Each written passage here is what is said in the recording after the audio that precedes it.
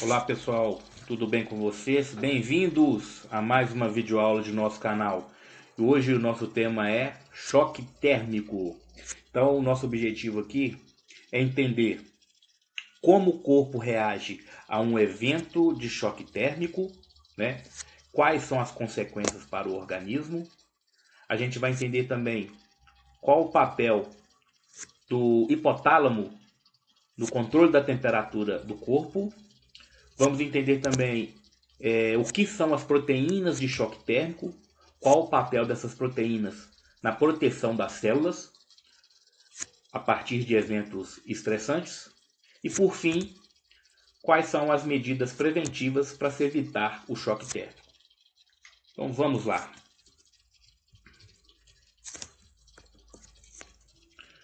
Bom, o choque térmico, né? O que é o choque térmico?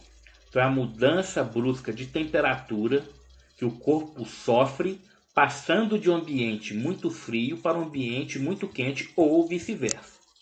Então o exemplo aí é: a pessoa sai do carro refrigerado e recebe um golpe de ar quente em pleno sol forte, né? Então a pessoa ela está lá num geladaço assim dentro do carro e aí ela para e abre a porta e desce num repente. Ela pode sofrer um choque térmico, né? Bom, e o choque térmico, pessoal, ele é particularmente perigoso para as pessoas que têm problemas vasculares, já que ele demanda um grande esforço do sistema cardiovascular. Uma outra coisa a se comentar é que o choque térmico geralmente ele ocorre da passagem de um ambiente fechado para um ambiente aberto, ou vice-versa. Mas nada impede que ele possa ocorrer num espaço totalmente aberto, tá? Bom, e aí o hipotálamo, que é o termostato do corpo, vai condicionar o organismo à nova realidade de temperatura. A gente vai entender daqui a pouco como o hipotálamo faz isso. Bom, e aí a faixa de temperatura confortável para o ser humano está situada entre 20 e 30 graus Celsius. E a temperatura interna deve estar entre 36,5 e 37 graus Celsius. Sendo que algumas publicações, alguns textos, a gente vai ver até 37,5. Então, é considerado que abaixo de 35 graus a pessoa já está em processo de hipotermia, né? E acima de 40 graus já é uma situação de uma febre muito elevada, em que o corpo ele está correndo um grande risco devido ao processo de desnaturação que sofre as proteínas em temperaturas maiores, né?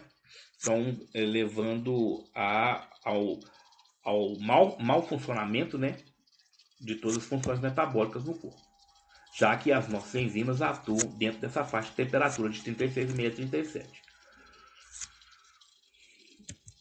Bom, e aí a gente vai entender aqui a atuação do hipotálamo. O hipotálamo ele é uma região do nosso cérebro de extrema importância, né, para a homeostase. Ele tem também importância em integrar as diferentes funções dos órgãos dos órgãos vitais, né, das vísceras, né? Ele integra aí o funcionamento de todos esses órgãos e ele executa importante papel também no apetite, no sono, né? na, na regulação de temperatura, como eu já comentei. Ele vai ter influência também nas reações emocionais, no comportamento sexual. Junto com o bulbo, ele ajuda a controlar os batimentos cardíacos, a pressão arterial. E ele vai também controlar a secreção de hormônios, né, pela hipófise, como eu vou comentar daqui a pouco, uma dessas regulações aí de hormônio que ele faz. Bom, então vamos ver aí as duas situações, né? Como é que é o controle da temperatura com o corpo, quando o corpo estiver no ambiente frio e quando o corpo estiver no ambiente quente, né?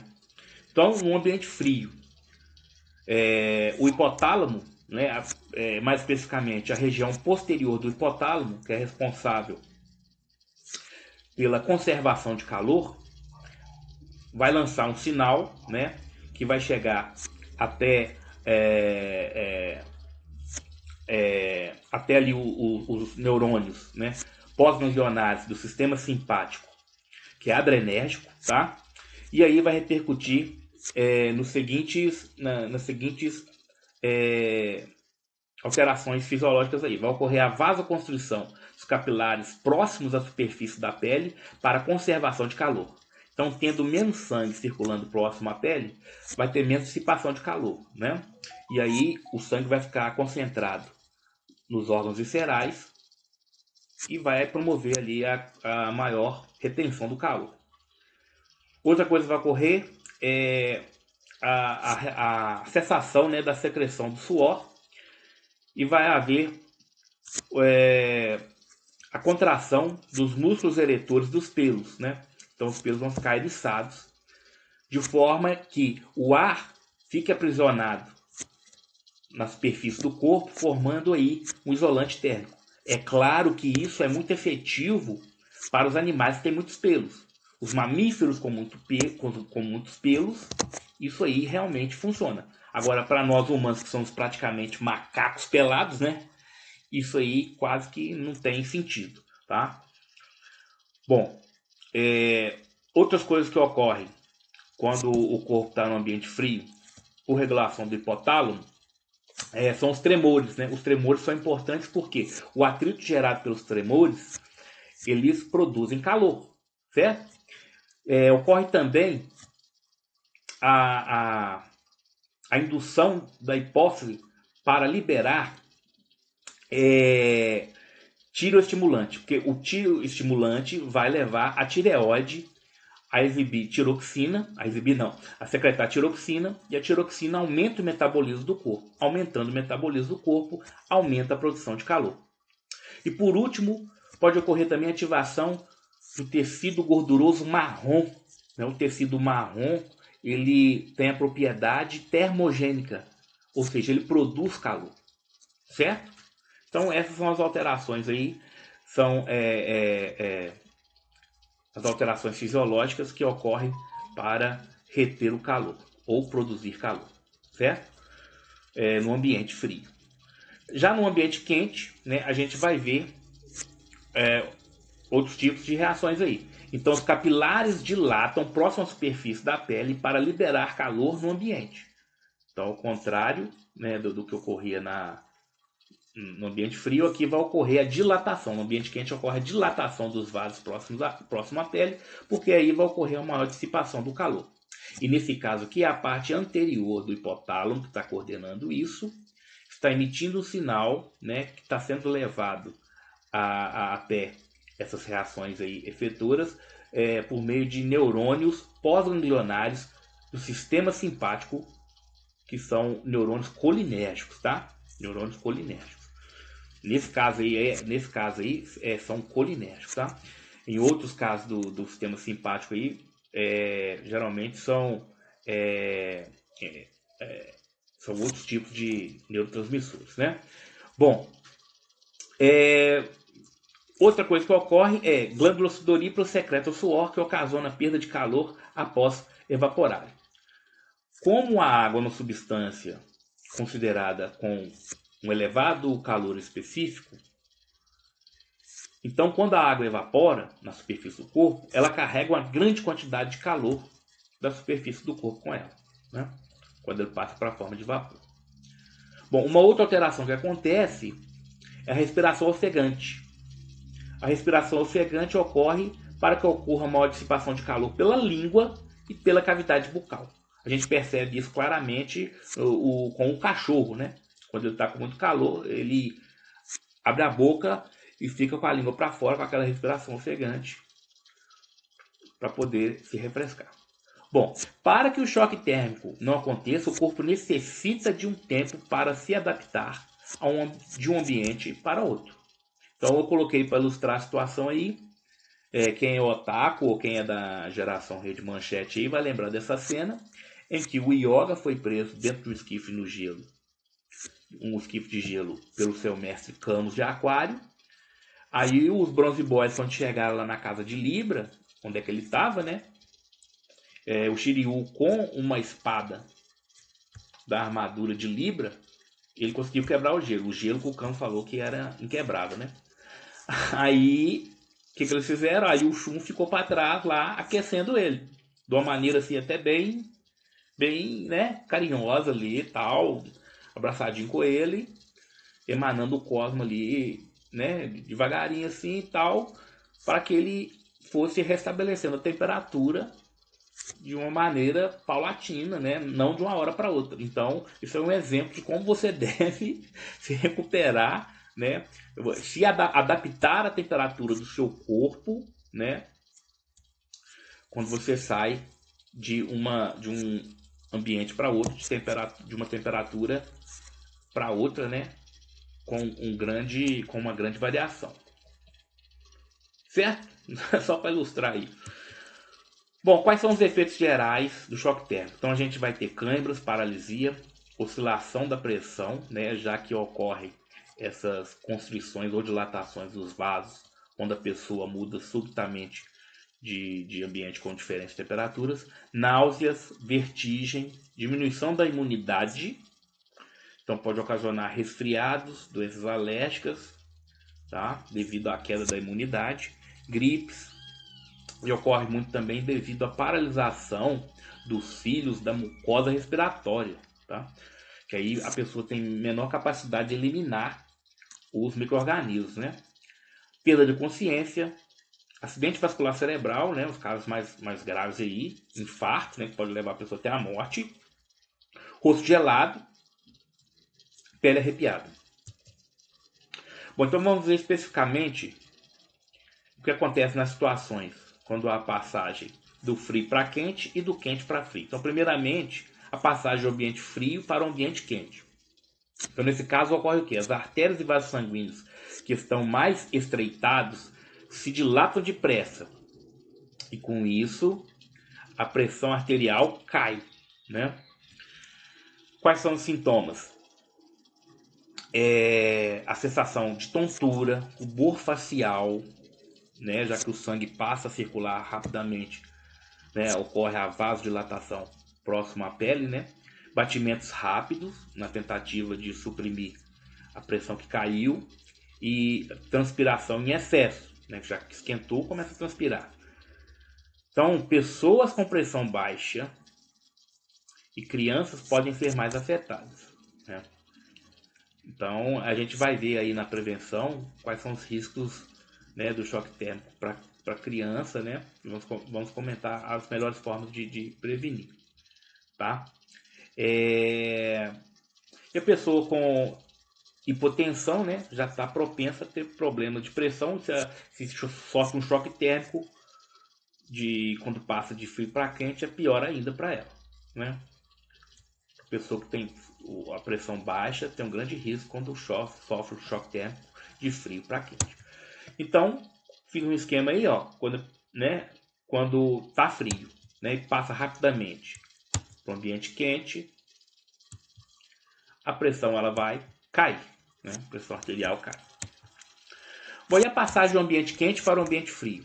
Ocorre então uma rápida vasoconstrição, que gera uma elevação perigosa da pressão arterial. Então aqui já ocorre ao contrário, a pressão vai aumentar. Então isso é um grande risco para pessoas de idade avançada, né? Pessoas que ou talvez que tenham alterações nos seus exames médicos, né? Que tenham doenças prévias, mau hábitos de saúde. Então pode causar arritmias, dores no peito, tá? Podendo chegar até mesmo a falência cardíaca e risco de rompimento de artérias nos casos também extremos. E quais são os sintomas? Tremores, como já discutiu, né? Os tremores geram mais aquecimento, né? Por atrito, resfriamento das mãos, pés e rosto, devido ao sangue passar a circular mais próximo, né, aos órgãos internos, para evitar a perda de calor próximo à superfície da pele. E a respiração acelera, né? Por que a respiração acelera? Para tentar elevar os níveis de oxigênio. Porque tendo mais oxigênio, vai ocorrer mais respiração celular. Ocorrendo mais respiração celular, ocorre maior produção de calor. Os arrepios, como já comentamos, né? Formar aquela camada de ar como isolante ao redor do corpo e diminui a perda de calor para o ambiente. Então, está no ambiente quente, passa subitamente para um ambiente frio, a pressão arterial vai subir drasticamente. Continuando aí a passagem de ambiente quente para um ambiente frio, tem um mito aí, né? Que não existe comprovação de que sair de banho quente e tomar vento frio causa paralisia facial. A causa mais provável é a ocorrência de um quadro viral. Né? Que quadro viral? Os vírus frequentemente associados à inflamação do nervo que controla os músculos da face são herpes 1 e zoster, que podem se ativar com a queda da imunidade. Então, a pessoa sofrendo choque térmico, né? Nessa situação aí, sai do frio para o quente, o pessoal sempre fala, a pessoa ficou ficou torta, né? Ficou com a boca torta porque ela teve um choque térmico. Não necessariamente. O choque térmico pode ter induzido uma diminuição da imunidade e assim vírus podem ter se aproveitado, né? E aí ter ocasionado lesão do nervo aí e ocorrendo paralisia da face, né? Então, essa paralisia poderia ter ocorrido em qualquer outro momento, independente do choque térmico, né? Mas o choque térmico pode ter ajudado, mas não é a causa primária para ocorrer isso, tá certo? Bom, e o cuidado com os pequenos. As crianças são mais propensas a sofrer choque térmico porque apresentam a superfície corporal menor. Então elas têm mais dificuldade, né, de se proteger de alterações de temperatura, de se adaptar a mudanças bruscas de temperatura. Então o adulto precisa ajudar essas crianças, né? Precisa estar do lado da criança para ajudar ela nesses momentos. Como ela tem um corpo menor, ela perde calor também com muita facilidade. Bom, agora a gente vai ver aí, né? Agora já é uma outra etapa aqui da nossa apresentação, da nossa aula. Nós vamos falar das proteínas de choque térmico. Então, essas proteínas foram descobertas em 1962 a partir de testes com células de glândulas salivares de Drosophila busci. Essas células de glândulas salivares desses drosófilos, pessoal, foram expostas, né, a vários tipos de estresse, como dinitrofenol e salicilatos, além da hipertermia, né? E aí o que se observou? Observou que regiões do cromossomo, dos cromossomos da célula, estavam mais espessados, regiões chamadas de puffs. Esse espessamento é indicativo de transcrição. Eles verificaram que essas transcrições eram referentes a proteínas HSP, né, que mais tarde foram chamadas de proteínas de choque térmico, né? Então, as proteínas de choque térmico são chaperonas moleculares e diferem de peso molecular e função biológica. Vai ver o que quer dizer chaperona um slide mais para frente aí. Foi verificado aumento nos níveis, agora já um estudo, né? Foi verificado aumento no nível de o outro estudo, de HSP no coração de roedores após serem submetidos a choque térmico, que conferiu proteção a estes animais, já que apresentaram menor lesão miocárdica em resposta a um episódio subsequente de isquemia, reperfusão, se comparados a controle. Então, os ratos expostos a um evento de choque térmico ou a um hiperaquecimento, em comparação com o grupo controle que não foi exposto ao choque térmico, né, apresentou uma melhor recuperação da lesão miocárdica devido à isquemia. Né? Então eles observaram que, devido à expressão desses HSPs, né, houve uma melhor proteção ali do tecido cardíaco em comparação com o grupo controle, que não sofreu choque térmico e não passou a expressar essas proteínas. Então, um grupo de proteínas bem conservadas, já existente nos procariotos, ocorre no citossol, retículo endoplasmático dos mitocôndrios. Então, nós podemos falar que essas proteínas são proteínas universais nos seres vivos.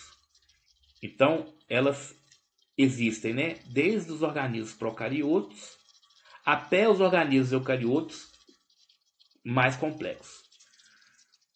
Então as chaperonas, igual eu falei, a gente ia falar qual que é a função das chaperonas, atuam no dobramento e desdobramento de proteínas em formação ou desnaturadas por estresse.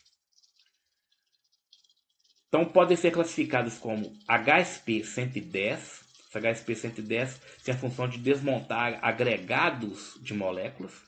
HSP-90, que tem função na tradução de sinais. HSP-70, que a gente vai entender o papel dela mais para frente aqui na nossa aula. HSP-60, que tem função dentro de várias organelas, como também na translocação de moléculas, né, de proteínas para dentro das mitocôndrias. E a família da HSP-40, que tem uma função importante em conjunto com a HSP-70, que a gente vai entender mais para frente. Essa HSP-40 também é chamada de proteína J. E pequenas famílias HSP. A HSP-70 é a proteína mais abundante e a mais indutível após estresse térmico. Justamente por isso, a gente vai falar dela com mais atenção aqui. Então, sua expressão indica resposta adaptativa ao estresse ambiental. O que é esse estresse ambiental? O que pode ocasionar esse estresse? Pode ser uma toxina, pode ser estresse hídrico, pode ser por radicais livres, né, oxidativo, né, um estresse oxidativo, pode ser uma isquemia, pode ser radiação ultravioleta, né? Várias coisas aí podem gerar esse estresse no organismo. Né? É a família mais conservada filogeneticamente, sendo importante para o dobramento das proteínas na célula. Para vocês terem ideia do grau de conservação, se a gente pegar uma HSP-70 de um ser humano com HSP-70 de uma drosófila, elas vão ter 72% de homologia. Em condições adversas, com aumento de temperatura, os níveis de HSP são aumentados, promovendo a síntese e maturação de novas proteínas que irão substituir aquelas afetadas pelo estresse metabólico. Sendo que o aumento ou diminuição da concentração dos HSPs vai decorrer do tipo de célula, né? Vai depender do tipo de célula e do tipo de estresse que está ocorrendo. Então, continuando aí, a ativação dos genes codificantes de HSPs requer um controle por parte de proteínas transregulatórias denominadas fatores de choque térmico, HSF. Então, essas proteínas transregulatórias vão ser as primeiras ali que vão detectar, né, alterações devido a um estresse. As HSF se apresentam na forma de monômero inativos. Com a presença de proteínas incorretamente dobradas devido a algum estresse, ocorre rápida trimerização dos monômeros que vão para o núcleo, onde se ligam às sequências específicas de nucleotídeos, o HSE, região promotora dos genes de HSPs. Ocorre então um elevado nível de transcrição dos genes. Vamos ver como é que isso acontece. Então você tem lá, deixa eu ligar aqui meu laser. Então você tem aqui, ó, fator estressante, né? Igual eu já falei para vocês, podem ser vários.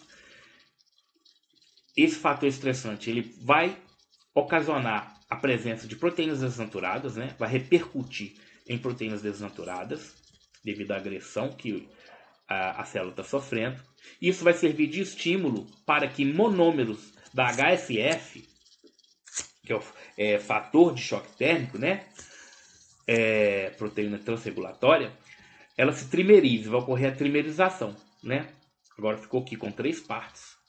E aí ela vai ser translocada para dentro do núcleo, e lá no núcleo, esse trímero aí vai ligar na HSE, que é a região promotora dos genes de HSP, né?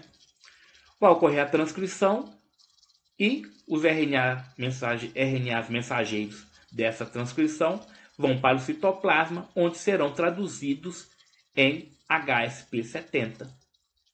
E elas vão atuar no reparo das proteínas lesadas. Opa! Isso. Pulou aqui. Certo?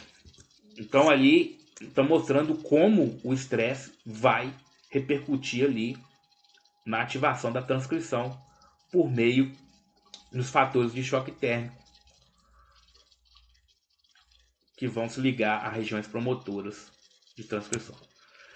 Bom, então as HSPs facilitam o redobramento de proteínas danificadas ou destinam as mesmas a um sistema proteolítico adequado. Então ela vai tentar consertar a proteína ou vai eliminar a proteína. Então facilitando a eliminação de proteínas cujos danos não são passíveis de restauração. Além disso, podem ligar-se na sequência hidrofóbica das proteínas desnaturadas, impedindo a interação com proteínas vizinhas, com consequente perda da função. Então, pessoal, essas sequências hidrofóbicas, quando a gente pega uma proteína que está na sua conformação funcional, na sua conformação normal, essas sequências hidrofóbicas elas ficam voltadas para o interior da molécula. Elas não ficam expostas. Então, quando ela está exposta, quer dizer que a molécula ela está alterada e as regiões hidrofóbicas acabam fazendo essas proteínas alteradas interagirem com outras proteínas, fazendo essas outras proteínas perderem sua função. Então, para o correto dobramento das proteínas clientes, são necessárias as proteínas alvos, são necessárias cochaperonas, como HSP40, igual eu já comentei antes, que é a proteína J, e o fator de troca de nucleotídeos, a NEF. Outra coisa, as HSP70 fazem, inibem a cascata de eventos que resulta na apoptose, interagindo diretamente com elementos da via. A HSP70 previne a apoptose ao inibir o processamento das procaspases 9 e 3, entre outras funções que a HSP70 exerce nas vias apoptóticas. Então aí, o modelo típico de uma HSP, um modelo geral, em que nós temos dois domínios. Nós temos aqui o domínio ATPase, que nós temos aqui no domínio ATPase o sítio de ligação, onde vai se ligar o ATP, e o domínio de ligação a peptídeo, onde você tem o sítio de ligação onde vai se ligar a proteína-alvo, ou proteína cliente. Tá? Então, para essa proteína funcionar, ela precisa da ATP ligada aqui. Então, com a clivagem da ATP, que ocorre o processo. Então, correção do dobramento de proteínas pela HSP70. Então, vamos ver como é que ocorre isso aí.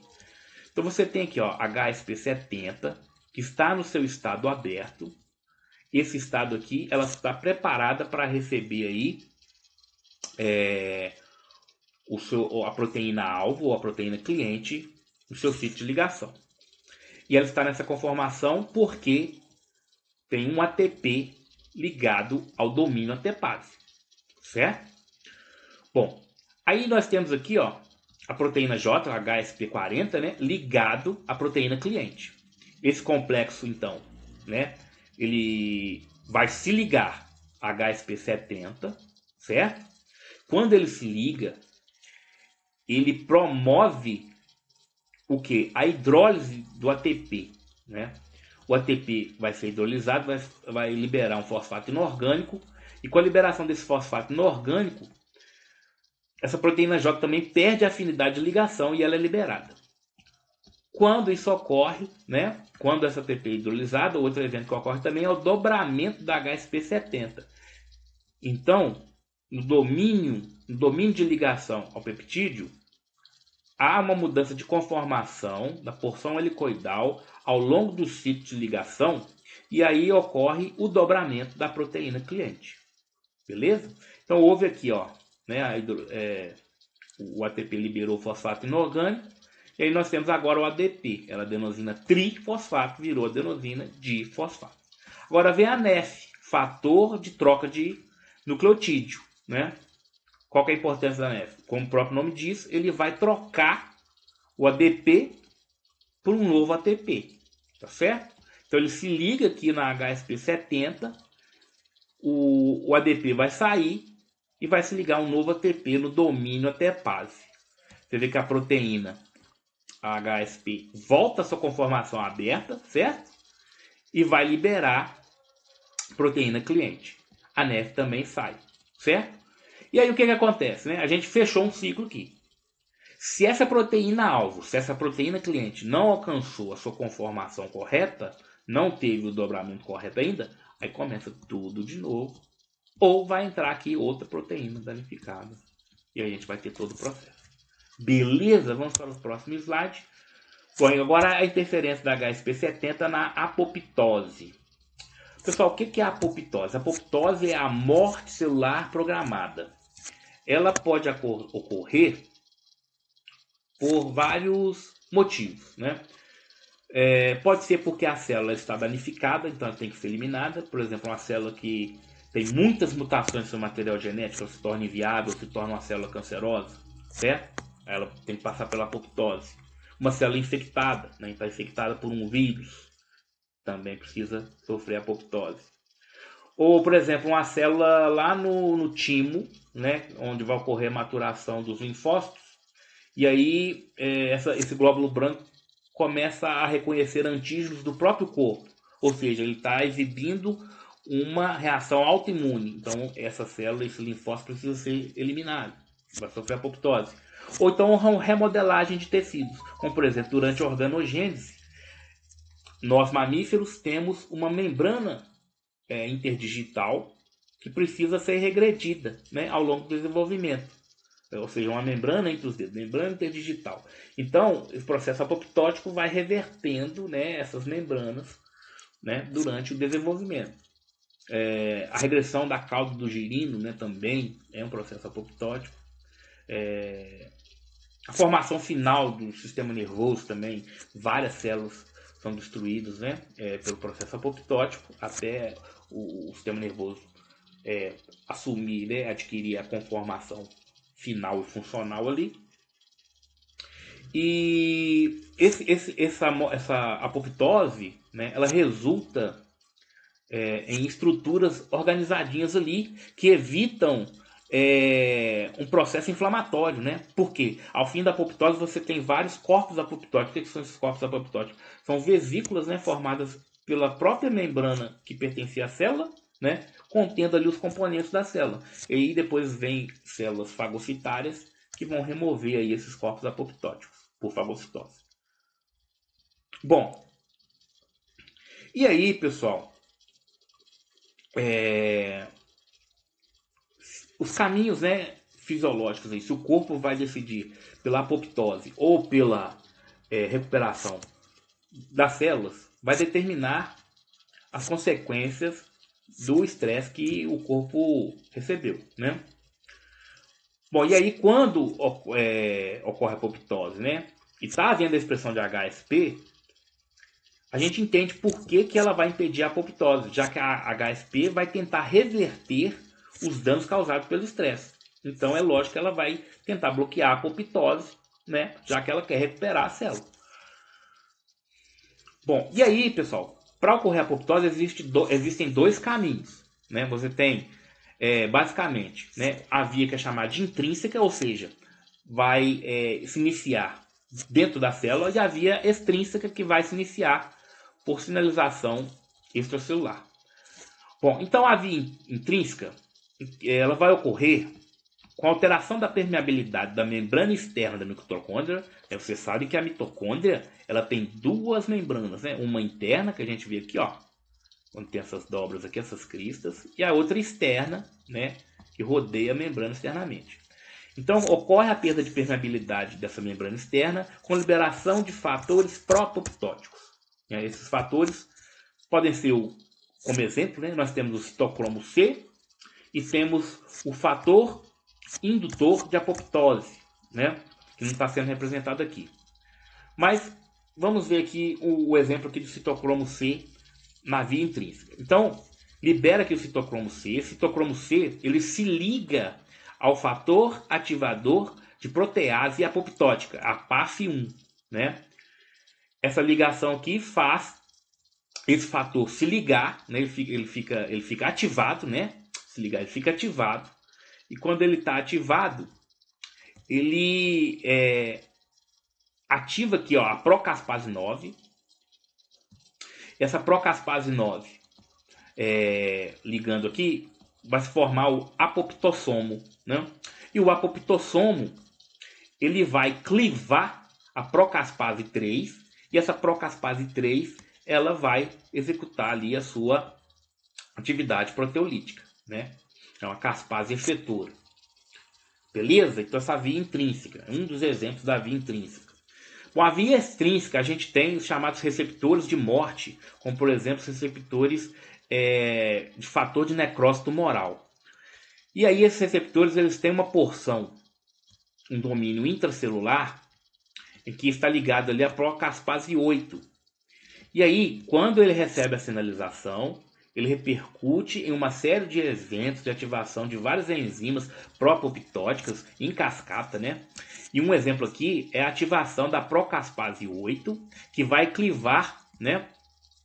Vai clivar, como por exemplo, aqui a BID em TBID, e a TBID vai induzir, né, a mitocôndria a liberar aí os fatores pró-apoptóticos. Então a gente viu que a via intrínseca e a via extrínseca. Como é que o HSP70 atua nessas vias? Ela vai atuar, né, HSP70, dificultando aqui o processamento da procaspase 9, da procaspase 13, não está representado aqui, tá? Ela vai induzir também, ou aliás, vai impedir, né, a mudança do potencial da membrana externa da mitocôndria, fazendo com que ela libere os fatores pró-apoptóticos. Então ela vai impedir a liberação dos fatores dessa forma aí, tá certo? Ela vai atuar também inibindo a ativação de sinalizadores secundários da via extrínseca, né, como esse JNK aqui, como a BID, tá? Ou também existe uma interferência em que HSP70 e HSP40, né, a proteína J, uma atuando com a outra, ajuda a regular ali o balanço de proteínas pró e anti-apoptóticas dentro da célula. Beleza? Então, entendemos aqui como HSP70 ajuda a impedir a apoptose. Bom, e agora para finalizar o nosso vídeo, a nossa aula, a gente vai falar sobre como prevenir o choque térmico, né? Então, primeiramente, deve-se beber bastante água para manter os níveis de hidratação e a termorregulação ideais. Já que a água, né, ela vai evitar o sobreaquecimento e vai amenizar aí os sintomas de um possível choque térmico. Ingira alimentos mais leves, como frutas e verduras, né, vão dar maior equilíbrio ao organismo. Caso saia de um espaço congelante para debaixo do sol quente, procure ficar na sombra. Se tiver uma sombra próxima, corre para a sombra. Ou e se abane também, né, com o que tiver em mãos. Ou espere por alguns minutos perto de portas e janelas. Então é fundamental que você fique próximo a uma porta ou uma janela e tenha contato com um corredor de ar, né, com a entrada de ar que vem da parte externa, para você já ir acostumando seu corpo com a nova temperatura. Na praia ou na piscina, se passou muito tempo exposto ao sol, evite entrar de uma vez na água fria. Antes de por alguns minutos, molhe com as mãos a cabeça, peito, barriga e depois, de forma progressiva, entra na água imergindo primeiro as pernas, depois os quadris e só então o restante do corpo. Eu tenho um relato de uma bobagem que eu fiz uma vez, que eu estava lá na Serra do Cipó, eu estava lá no Cachoeiro do Véu da Noiva, que lá é um poção e a água é fria, porque tem uma pedra enorme, assim, a pedra é meio inclinada e ela faz uma sombra, né, sobre o lago. Na verdade é um rio, mas forma como se fosse um laguinho, né? Aí, rapaz, eu cheguei e tava com o corpo quente, que eu tinha subido tinha subido as pedras ali até chegar lá, então já tava, eu me agitei, né, e tava com o corpo quente. E aí eu pulei de uma vez na água. Na hora eu já senti aquela ardência assim de frio, sabe?